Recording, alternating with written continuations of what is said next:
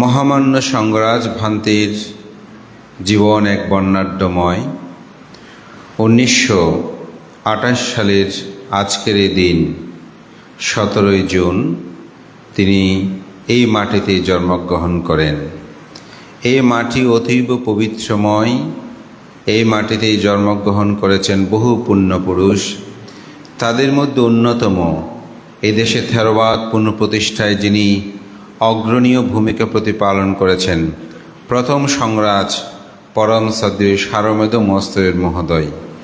আমরা যদিও সারমেদ মহোৎসবের মহোদয়কে প্রথম সংরাজ হিসেবে জানি এবং তিনি স্বধর্মের গোড়াপত্তন করেন, কিন্তু সেটিকে ব্যাপ্তি করার পিছনে, সেটিকে সবচেয়ে বেশি এই স্বধর্ম প্রচারে কিন্তু অনন্য ভূমিকা রেখেছিলেন সেই পরম পুণ্যপুরুষ আচার্য পুণ্যচার ধর্মদারী চন্দ্রমোহন মহস্তবী। এই চন্দ্রমোহন মহস্তবীর যখন স্বধর্ম প্রচারে তিনি ব্যাপ্ত হয়েছেন, তিনি যেখানে যেতেন সেখানে ধর্মের জোয়ার বের হতো। সপ্তম সঙ্গরাজ অবৈতিষ্য মহস্তবীর তিনি 7 বছর বয়সে পুকুরের মধ্যে পড়ে যায়। ওখান থেকে ওনাকে যখন উদ্ধার করে অনেকেই মনে করেছে তিনি মরে গেছেন। তার মাও বলছে ছেলে মৃত। তো বুদ্ধের সম্মুখে গিয়ে এই মৃত সন্তান নিয়ে তিনি প্রার্থনা করেছেন, আমার ছেলে যদি জীবিত হয় আমি এই সন্তানকে বুদ্ধ শাসনে দান করব। তো আসলে যেহেতু জলে পড়েছে, পুকুরে পড়েছে, যার কারণে অনেকক্ষণ নড়াচড়া এসে করতে করতে সাধারণত মানুষরা যেরকম করে বাঁচানোর চেষ্টা করে, উনি বুদ্ধের কাছে দ্রুত গিয়ে প্রার্থনা করে ফিরে আস্তে আস্তে ছেলের যেন প্রাণ ফিরে আসলো। তো তিনি এই সন্তানকে বুদ্ধ শাসনে দান করেছেন, কিন্তু তিনি দীর্ঘদিন ছিলেন না। কিছুদিন পরে তিনি চিবর ত্যাগ করে চলে আসেন। কিন্তু আচার্য পুণ্যচার ধর্মদারী চন্দ্রমোহন মহস্তবী যখন সমগ্র বাংলাদেশে স্বধর্ম প্রচারে তিনি দিক বিদিক ছুটে চলছেন, তার জয় কীর্তন দেখে সপ্তম সঙ্গরাজ অবৈতিষ্য মহস্তবীর আবার তিনি প্রব্রজ ধর্মে দীক্ষা গ্রহণ করে, এবং তার জীবন কিভাবে অতিবাহিত হয়েছে আর তো বলতে হবে না। তো এই জন্য পুণ্যচার ধর্মদারী চন্দ্রমোহন মহস্তবীর জীবন আদর্শনে রাঙ্গুনিয়া এসে ভগবান চন্দ্র মহস্তবী যিনি সিদ্ধ পুরুষ, ওনারই কিন্তু শিষ্য। এইভাবে বহুভাবে আমাদের এই স্বধর্ম বিকাশে এটি ব্যপ্ত হয়েছেন, এবং এই পুণ্যপুরুষের জন্ম হচ্ছে এই উন্নয়নপুরা গ্রাম। এখানেই জন্মগ্রহণ করতেন স্বধর্ম এবং শিক্ষা বিস্তারে যিনি অনন্য ভূমিকা প্রতিপালন করেছেন সেই পরম পুণ্যপুরুষ কৃপাচরণ মহস্তবীর মহোদয়। আজকে যে ধর্মাঙ্কুর বিহার, এটি কিন্তু প্রথম সেখানে গিয়েছিলেন আচার্য পুণ্যচার ধর্মদারী চন্দ্রমোহন মহস্তবী। তিনি ফিরে আসার পরে তারপরেই কৃপাচরণ মহস্তবীরকে সেখানে প্রেরণ করা হয়। তিনি এই সমাজ স্বধর্মের জন্য কি করেছেন এটা আর বলে রাখা যাবে না। এই পুণ্য জায়গায় আরেকজন যে পুণ্যপুরুষ, যিনি অনেকেই মনে করে ওনার জন্মতীর্থ এখানে, সেই যার জন্ম মুকুটনেট গ্রামে, যার সাধন পীঠ এই স্থান আর্য শ্রাবক জ্ঞানেশ্বর মহস্তবীর মহোদয়। এই জ্ঞানেশ্বর মহস্তবী মহোদয়ের কাছেই তিনি এখানে তার সাধন পীঠ রচনা করে আমৃত্যুকাল তিনি অবস্থান করেছেন। 1928 সালের এই যে 17 জুন যে পুণ্যপুরুষ জন্মগ্রহণ করে, তার পিতার নাম ছিল মহিরাজ বড়ুয়া, মাতার নাম ছিল সুরবালা বড়ুয়া। তার গৃহী জীবনের নামটা রাখা হয় রসধর বড়ুয়া, এবং তিনি 14 বছর বয়সে 1942 সালে তিনি আবার প্রব্রজ ধর্ম গ্রহণ করেন। কার কাছে প্রব্রজিত হয়েছিলেন? সে মহান পুণ্যপুরুষ আর্য শ্রাবক জ্ঞানেশ্বর মহস্তবীর মহোদয়। গতকালের একটা ছোট্ট ঘটনা আমি বলি। সেটা হচ্ছে, আমার কাছে একজন উপাসক, 2 জন উপাসক এসেছেন। তো ওনারা আমাদের শাসন স্বধর্মের জন্য অনেকটা নিবৃত্তে কাজ করে বলা যায়। তো উত্তরবঙ্গে ওনারা একটা বিহার করছেন।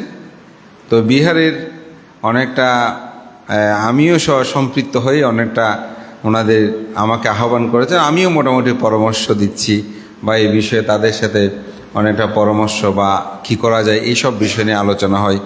আমি কিছু ছবি, বিভিন্ন জিনিসপত্র দিলাম, কিছু বিহার নির্মাণের জন্য সবাই অংশগ্রহণ করলাম। তো বসতে বসতে উনি বলছেন, ভান্তে, আমি আর্য শ্রাবক জ্ঞানেশ্বর মহাস্তবের নাতি হই। তো ওনার একটা প্রত্যক্ষ অভিজ্ঞতার কথা, এটা আমি নতুনভাবে শোনাচ্ছি। বান থেকে আমাদের একটা চকলেটও দিতে পারলো না, আমাদের একদম কিছুই দিল না। এটা কিন্তু প্রত্যক্ষ, এখনো বেঁচে আছেন। আমি গতকালকের কথা বলছি, এটা আমি আগে শুনি নাই, কালকে শুনেছি। তো বলে যে ভান্তে আমরা চলে গেলাম। তো ভান থেকে দেখার জন্য আমরা মাঝে মাঝে আসতাম, যেহেতু দাদু ভান্তে। আরেকবার এসেছি। আসার পরে ভান্তে কি করেছে, ওই যে চকলেট খুঁজেছে তাকে একটা ধরা ঠিক নয়। বিহারের যদি কোনো কিছু খেতে হয়, বিহারে খাস করে খেতে হবে, এমনি খাওয়া যাবে না। এটা গতকালকের ঘটনা, আমি শুনে খুব অবাক হলাম। তার একটি কারণও আছে, সেটা হচ্ছে আসলে কালকে অনেক অতিথিবৃন্দ এসেছিলেন। তো স্বাভাবিক সবাইকে একটু আমার পিএইচডি উপলক্ষে ফুল টুল নিয়ে আসছে, ওই জন্য দায়ক হিসাবে সান্নিধ্য তিনি লাভ করেছেন। তাই তার জীবন পরিক্রমায় তিনি এই বিহারে আজীবন তিনি অবস্থান করেছেন। এখানে তিনি শ্রমণ হয়েছেন, এই গ্রামে জন্মগ্রহণ করেছেন। এটা কিন্তু এত সম্ভব নয়, কারণ আমরা জানি সাধারণত যে আপনালয় থেকে শুরু করে সর্বোচ্চ সভাপতি পদে তিনি আসীন হয়ে সাংঘিক দায়িত্ব তিনি প্রতিপালন করেছেন। এবং পরম শ্রদ্ধেয় ভান্তে তিনি বাংলাদেশি বৌদ্ধদের সর্বোচ্চ ধর্মীয় অর্থাৎ বাংলাদেশ সংগ্রামবিক্ষ মহাসভার তিনি সংগ্রাহক হিসেবে বরণ হয়েছেন। তিনি প্রায় সময় বলতেন, তার পাণ্ডিত্যের মধ্যে নিরহংকারিত্বতায় তিনি বলতেন যে আমার তো শিক্ষা দীক্ষা তেমন কিছু নাই, আমার গুরুর আশীর্বাদ এবং আমার মায়ের আশীর্বাদ আমি এতটুকু পদ লাভ করেছি। এটা তিনি প্রায় সময় বলতেন। এবং আমার মনে হয় আমি শ্রদ্ধেয় জ্ঞানেশ্বর মহাস্তবের নাম আমি মাসে অন্তপক্ষে 3-4 বার আমার শ্রদ্ধেয় ভান্তের নাম আমি নিই।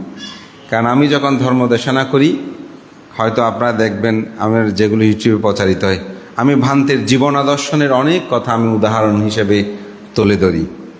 তা আমি এটাই বলছি যে পরম শ্রদ্ধেয় ধর্মেশ্বর ভান্তে গুরুকে তুলে ধরার ক্ষেত্রে আমরা ওনার কাছে অনেক কিছু শিক্ষা লাভ করেছি। ওনার জীবন দর্শন থেকে অনেক কিছু পাওয়া যায়। আমি তার একটা উদাহরণ বলি, সেটা হচ্ছে তিনি কিভাবে গুরু সেবা করেছেন তার একটা উদাহরণ আমি পেয়েছি। আমাদের পরম হিতৈষী কল্যাণ মিত্র প্রয়াত, যিনি সাব রেজিস্ট্রেট হিসেবে পরিচিত, যদিও তিনি পরে মহাপরিদর্শক হয়েছিলেন রেজিস্ট্রি বিভাগে, বাবু প্রভাস রঞ্জন বড়ুয়া। উনি ভান্তে বললেই তো হাত জোর করে ফেলতেন। তো শ্রদ্ধেয় ভান্তের তো কোষ্ঠকাঠিন্য রোগ ছিল অনেকটা, টয়লেট করার সময়। তো শুনেছি কচু পাতা দিয়ে, তখন তার টিস্যু এসেছিল না এত পদ্ধতি। আমাদের পরম শ্রদ্ধেয় ডক্টর ধর্মেশ্বর মহাস্তবের মহোদয় তিনি কচু পাতা দিয়ে টয়লেট, ভান্তে যখন টয়লেট ত্যাগ করতেন, পায়খানা ত্যাগ, তখন কচু পাতা দিয়ে টেনে টেনে সেগুলো নিতেন। তো ভান্তে বলতেন, অধর্ম সেন আর পায়খানাই নি। তো পায়খানা করছে কে আর জিজ্ঞাসা করছে কাকে? বলছে ভান্তে আমার নিজের চোখে দেখা। এভাবে ভান্তে তার গুরুকে পূজা করেছেন। এই গুরু পূজা কি ব্যর্থ হয়েছে? না, ব্যর্থ হয়নি। শ্রদ্ধেয় ভান্তে যখন অসুস্থ, এই গ্রামবাসী দিবারাত্রি ভান্তের সেবার কোনো ত্রুটি হয়নি। এখানে আমাদের প্রণববাবু আছেন এবং আপনারা যারা আছেন, শুধু আমি তো এগুলো সচোখে দেখা। ভান্তের জন্য যেভাবে দিনরাত হাসপাতাল থেকে শুরু করে, এখান থেকে শুরু করে প্রতিনিয়ত, তা আমি এটাই বলবো, আমরা যারা ভিক্ষু সংঘ অনেক সময় চিন্তা করি বয়োবৃদ্ধ হলে আমাদের কি হবে। তবে আমি এটা জানি, যদি আপনি অপরকে পূজা করেন, অপরকে শ্রদ্ধা করেন, অপরকে সম্মান করেন, আমি বলতে পারবো এই কর্মের ফল পেতে আপনাকে পরজীবনে যেতে হবে না। আপনি ইহু জীবনে এটা তার প্রত্যক্ষ ফল। গুরু পূজার তিনি প্রত্যক্ষ ফল শ্রদ্ধেয় ভান্তের জীবনে তিনি সেটি লাভ করেছেন। এজন্যই আমি বলবো এই একটা শিক্ষা। আরেকটি বিষয় হচ্ছে, শ্রদ্ধেয় ভান্তে আমরা যারা নবীন ভিক্ষু ছিলাম, আমি এখনও কর্মবাচ্য যদি পাঠ করি আমার চোখে শ্রদ্ধায় অশ্রু বিগলিত হয়, যেগুলো শ্রদ্ধেয় ভান্তে আমাদেরকে উচ্চারণ শিখাতেন। মাঝে মধ্যে সার্টিফিকেট ধরে বকাও দিতেন, তোমাদের মতো তো আমরা বিএমএ পাশ করি নেই, এগুলো কি উচ্চারণ করতেছে, এভাবে করতে হবে, এইভাবে বলে আমাদেরকে শিক্ষা দিতেন।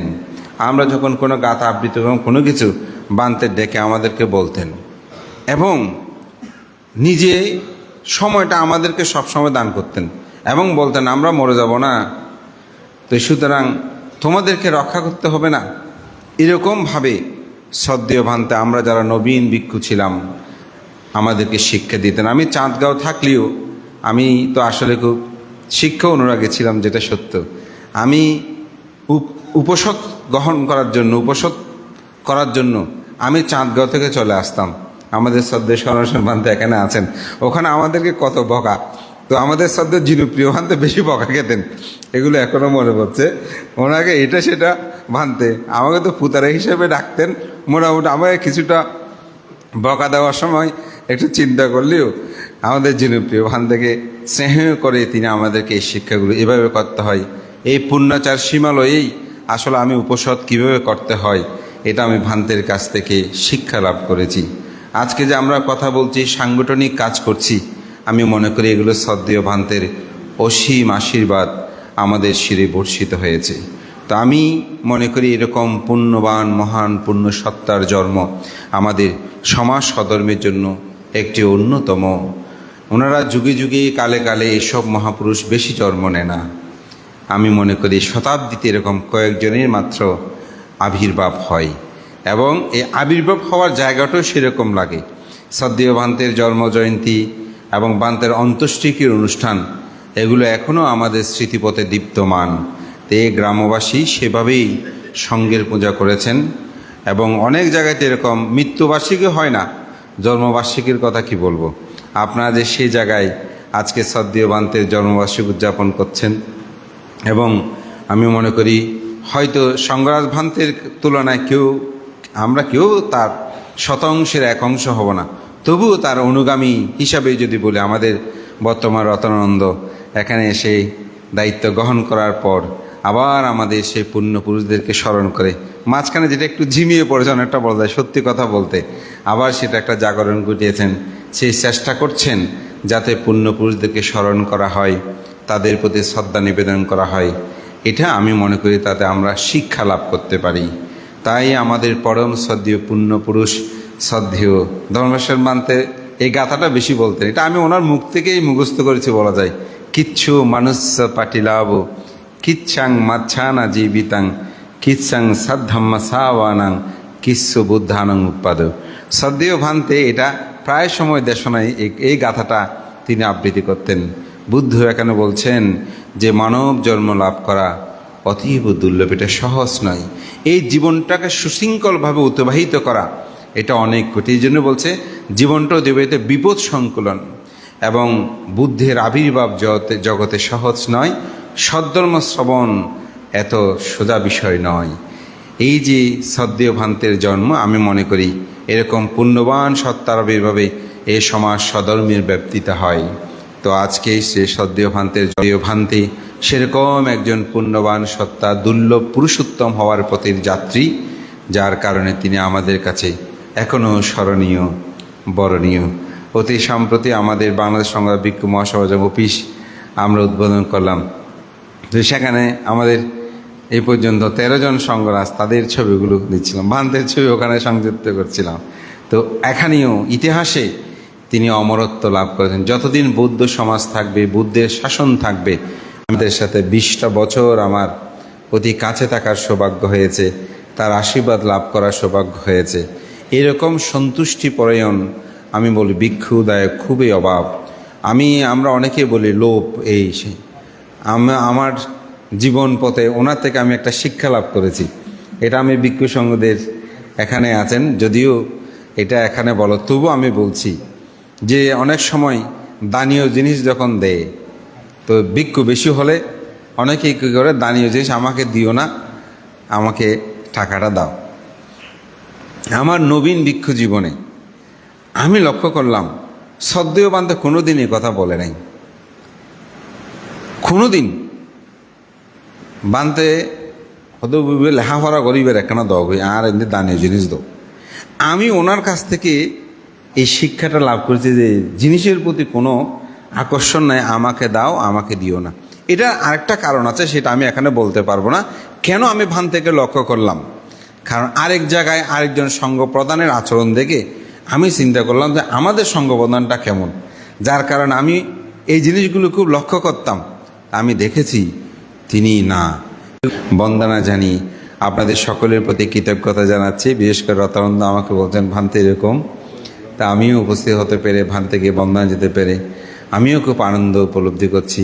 আমার এই পুণ্যপুরুষের প্রতি পরম শ্রদ্ধায় কৃতজ্ঞতায় আমার ব্যক্তিগত পক্ষ থেকে বাংলাদেশ সংগ্রাস বিক্ষোভ মহাসভার পক্ষ থেকে বন্দনা এবং পুণ্যদান করে আপনাদের সকলের উত্তরোত্তর কামনা করে আমার নাতিদীর্ঘ স্মৃতিচারণ ধর্মদেশন এখানে শেষ করছি। জগতের সকল প্রাণী সুখী হোক।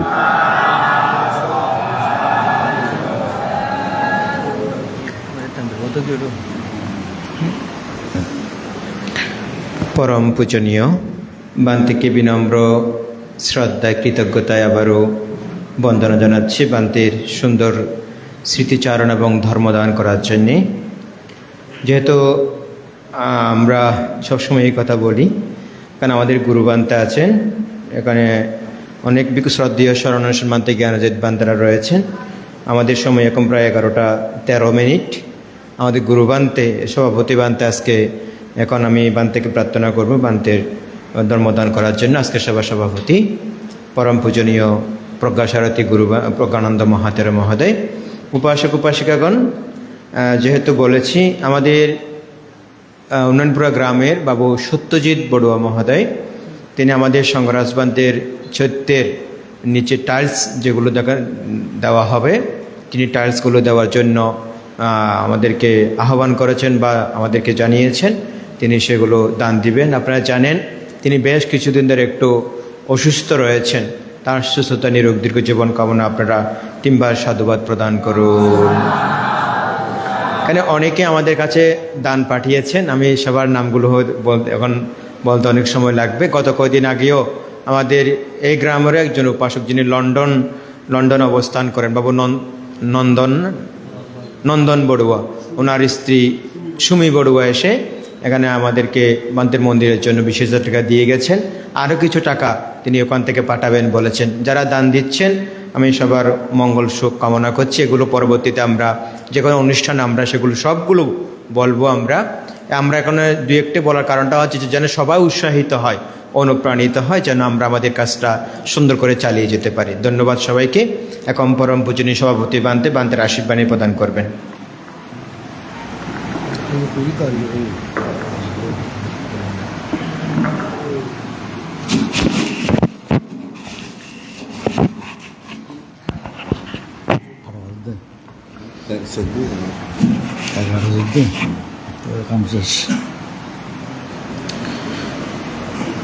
नमो तस्स भगवतो अरहतो सम्मा सम्बुद्धस्स नतं माता पिता खैरा अन्येवापि च यातका सम्मापनिहितं चित्तं सेयोनं ततो करेति।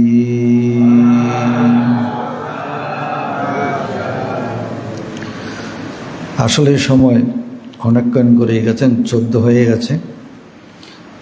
তা আমরা দীর্ঘক্ষণ বান্তের জীবনের জীবদ্দশার কথা আমরা শুনেছি। এগুলি প্রত্যেকের জানা বিষয়, কারো অজানা নয়। যারা একটু বয়োবৃদ্ধ হয়েছে আমরা সবার কর্ণগোচরে সেগুলি আমরা আগেও শুনেছি, এখনও আমরা শুনতে পাচ্ছি। আমি যে কথাটি ভাষণ করেছি এখানে এটাকে বাংলাতে ব্যাখ্যা করতে গেলে এই কথাটি বুঝায়, নাতাং মাতা পিতা খাইরা আইয়ে বা পিচাইয়া তাকা সাম্মা পানে হিতাং চিত্তাং সেও নাং তাতকারে। এটা হলো পালি শব্দ। বাংলা শব্দ অর্থ হল গর্ভধারী মা, ঔরসজাত পিতা এবং ভাই বোন জ্ঞাতি স্বজন নিজের যতটুকু উপকার সাধন করতে পারে না, তার চেয়ে বহুগুণ উপকার সাধন করতে পারে স্বকীয় চিত্ত, নিজের চিন্তা চেতনা মানুষকে সুখ প্রদান করতে পারে। অথচ মা 10 মাস 10 দিন গর্ভধারণ করে রাখে, ঔরসজাত পিতা সমস্ত ব্যয়ভার বহন করে এবং যারা জ্ঞাতি স্বজন পারিপার্শ্বিক তাকে তারা অত্যন্ত স্নেহের মাধ্যমে তাকে লালন পালন করে। তো বুদ্ধ এই কথাটি বলেছেন, সেই ধরনের গর্ভধারী মায়ের চেয়েও অত্যন্ত উন্নত কর্ম সম্পাদন করতে পারে নিজের চিন্তা চেতনায়, স্বকীয় চিন্তা মাধ্যমে মায়ের চেয়েও অধিক কাজ করতে পারে। তো পরম শ্রদ্ধেয় ভান্তের যে কথাটুকু আমাদের লোকজিৎ উপস্থাপন করেছেন, ভান্তে সম্ভবত প্রাইমারি পড়েছেন, হাই স্কুল পড়েছেন কিনা আমি জানি না, কিন্তু একজন জ্ঞানী ব্যক্তির সান্নিধ্যে থাকার কারণে কিছু শিকার জানার চেষ্টা করেছেন। মানুষের জীবনে যতক্ষণ না পর্যন্ত অরহত্ব বলে উপনীত হতে পারবে না, যে যতই পণ্ডিত হোক না কেন তার ভুল ত্রুটি থাকবে, এটার কোনো বিকল্প নেই। তাই সেজন্য এই কথাই বলেছেন, অনাগামী ফল লাভী ভিক্ষুচ্যুত হয়েছেন। বৌদ্ধ সাহিত্যে সে কথাটি রয়েছে। অনাগামী মানে যিনি শ্রোতাবর্তী সকৃতগামী অনাগামী ফলে উপনীত হয়েছেন, যিনি অনাগামী শেষ করে যদি উত্তীর্ণ হতে পারে তিনি পৃথিবীতে শুধুমাত্র 7 বার জন্মগ্রহণ করবেন, এরপর আর পৃথিবীতে জন্মগ্রহণ করবেন না। সেই ধরনের ভিক্ষু জীবন থেকে চ্যুত হয়েছেন, এটা ইতিহাসে প্রমাণ রয়েছে। তাই সেজন্য আমরা যারা সাধারণ ভিক্ষু রয়েছি আমাদের মধ্যে ভুল ত্রুটি অবশ্যই থাকবে। এটা কেউ একথা বলতে পারবে না আমি অত্যন্ত পরিশুদ্ধ, তবে সদ্গুরুর সান্নিধ্য এটা অত্যন্ত উন্নত একটা জীবন বয়ে আসতে পারে। তা আমাদের পরম শ্রদ্ধেয় ধর্মসেন মহোদয় স্বল্প শিক্ষিত হলেও কিন্তু ধর্মীয় বিষয়ে ওনার অনেক জ্ঞান ছিল। তাই আজকে ওনার সুদীর্ঘ জীবন এই গ্রামে জন্মগ্রহণ করেছেন, এই গ্রামে অতিবাহিত করেছেন, এই গ্রামে প্রয়াণ হয়েছেন, এই গ্রামে দাহক্রিয়া হয়েছে। তাই সেজন্য উনি অত্যন্ত এই গ্রামের জন্য গৌরবদীপ্ত ছিল। তাই আজকে এই মহান ব্যক্তির জন্মদিন উদযাপন করতে গিয়ে আমাদের বিনম্র শ্রদ্ধা ভক্তি পূজা আমরা অর্ঘ্য প্রদান করছি। কামনা করছি যদি সত্যিকার ভান্তে আমাদের আজকের এই পুণ্যের ফল লাভ করার স্থান উৎপন্ন হয়, এই প্রদত্ত পুণ্য ফল লাভ করে আমাদেরকে আশীর্বাদ করবেন। চিরং জীবন্ত নয়াতি হে সাং হে তু লাভামেসে, হে আমার জীবিত জ্ঞাতিগণ, তোমরা চিরকাল সুখে থাকো এবং পুনঃ কুশলকর্ম সম্পাদন করে পুণ্যরাশি বিতরণ করো। তোমাদের প্রদত্ত পুণ্য ফল লাভ করে আমি সুখী অবস্থান করতে সক্ষম হচ্ছি, এইভাবে আশীর্বাদ প্রদান করে।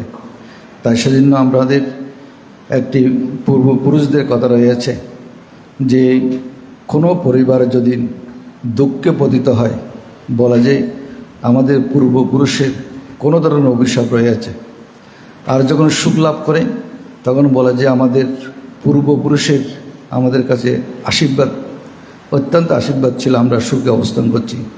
তাই সেজন্য সবাইকে কথা বলবো, সৎ কাজে অনেক বাধা সৃষ্টি হয়, তবে ধৈর্য সহকারে বাস্তব সত্যটা উপলব্ধি করে সৎকর্ম অতি সহজে সম্পাদন করা অত্যন্ত প্রয়োজন বলে মনে করছি।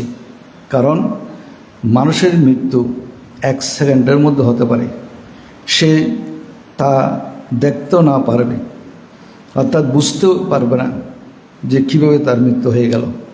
তাই সেজন্য সবাইকে বলবো, বান্তের স্মৃতি স্তূপ যেটা তৈরি করার জন্য মনস্থির করেছেন, আপনারা কাল বিলম্ব না করে যত কিছু হোক না কেন একটা সমাধান আছে, তো সবাইকে কথা বলবো যাতে করে সুন্দর একটি চৈত্য নির্মিত হয়, যে মানুষের কাজ করতে গিয়ে মানুষের ভুল ত্রুটি থাকবে, আবার সেগুলি সংশোধন করবে মানুষেরাই।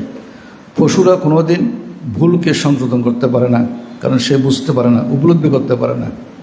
তাই আর বিশেষ কিছু বলতে চাচ্ছি না। বান্তের প্রতি গভীর শ্রদ্ধা বন্দনা জ্ঞাপন করছি যে বান্তে আমাদেরকে আশীর্বাদ প্রদান করুক, যাতে আমরা ভবিষ্যতে বান্তেদের মতন শাসন সদ্ধর্মের দ্বারক বাহক হিসাবে কিছু কাজ সম্পন্ন করতে পারি আমাদের জীবনে।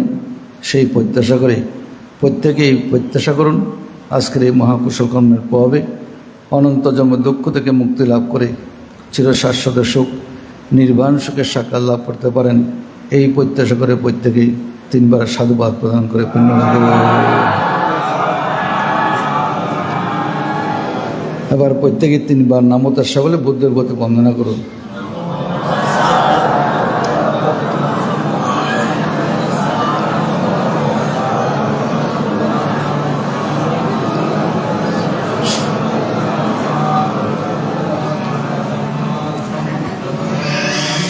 মায়াং বান্তে মায়াং সংসারকান্তারো দুঃখাতো মোচনাত্তায়া নিব্বানাং সাচ্চি করণাত্তায়া ইমাং বিক্ষাং সপরিক্কারা সাহা আট্টপরিক্কারা আম্মাকাং আচার্য ধম্মসেনা মহাতেরস্য উদ্দেশ্যে দানাং দেমা পুজেমা দ্বিতীয়ম্পি ইমাং বিক্ষাং সপরিক্কারা সাহা আট্টপরিক্কারা আম্মাকাং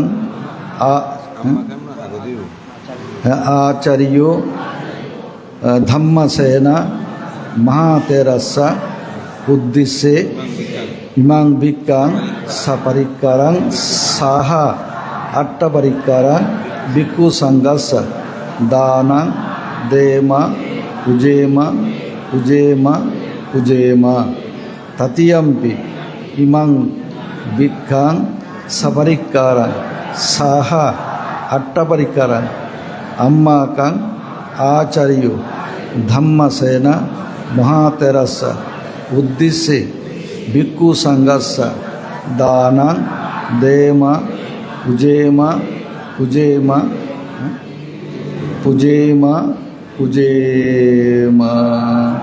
সাধু সাধু সাধু। একবার জল ডালো, প্রত্যেকে বলুন। ইদং মে আতিনাং হতো সুখিত হন্তো ইয়াতয়। ইদং মে আতিনাং হতো সুখিত হন্তো ইয়াতয়। ইদং মে আতিনাং হতো সুখিত হন্তো ইয়াতয়। উন্নামে উদকং ভট্টিং এতনিন্নং পবর্ততি। एवमेवा एतो दिन्नं पेतानां उपगप्पति।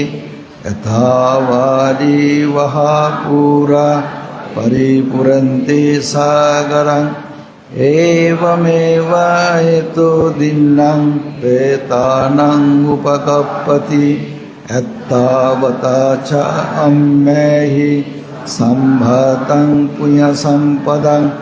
सब्बे देवा सब्बे सत्ता सब्बे भूता सब्बे नागा सब्बे पेता सब्बे याक्का सब्बे मनुष्या सब्बे अमनुष्या अनुमोदन्तो सब्ब सम्पत्ति सिद्धिया। आकाशठ च भूमट्टा देवनागा मयिद्दिगा। पुय्यन्तं अनुमोदित्वा चिरं रक्षन्तु बुद्धशासनं।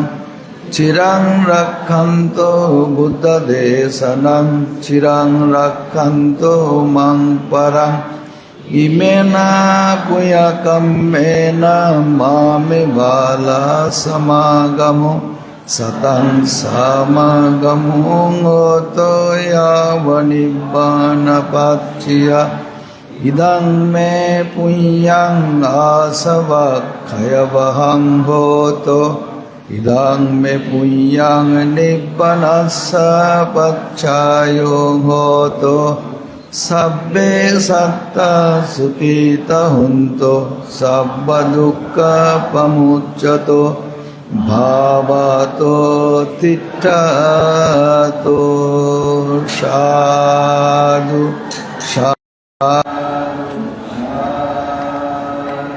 আমি ওইটা নিয়ে দিলে একটু এইভাবে ঢুকে ফেলে নিতে পারছি আপনাকে ওইটা নিয়ে দিচ্ছি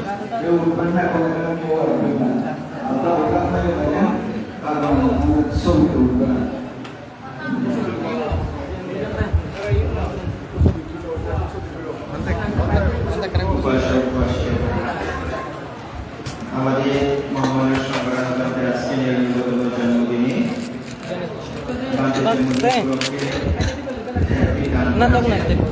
আমাদের চট্টগ্রামে তরুণ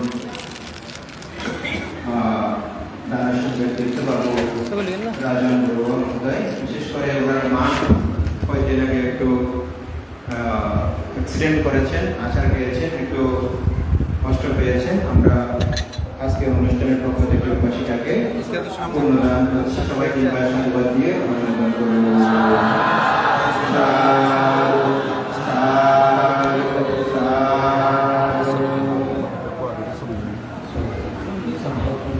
সদ্ভিতিও বিভাজন্তু সুকরূপো বিনাশতো মারে ভবতু অন্তরায়ো সুখী দীর্ঘায়ুকো ভবা ভবতু সব্বমঙ্গলং রক্ষন্তু সব্বদেবতা সর্ববুদ্ধানুভাবেন সদা শুদ্ধি ভবন্তু তে ভবতু সর্বমঙ্গলং রক্ষন্তু সর্বদেবতা সর্বধর্মানুভাবেন সদা শুদ্ধি ভবন্তু তে ভবতু সর্বমঙ্গলং রক্ষন্তু সর্বদেবতা সর্বসংঘানুভাবেন সদা শুদ্ধি ভবন্তু তে।